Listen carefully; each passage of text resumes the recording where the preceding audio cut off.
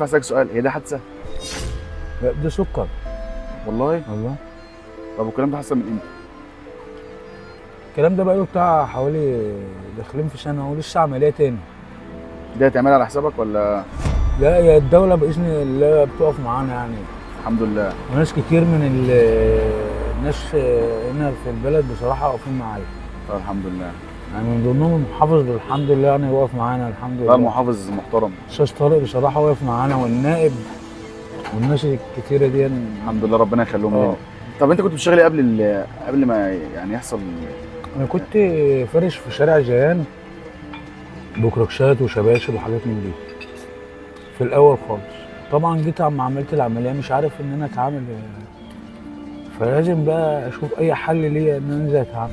بس الناس بتديني على فكره تخش مني مناديل ولا حاجه، بيراضوني كده. طب انا عايز اعرف ليه اشمعنى تبيع من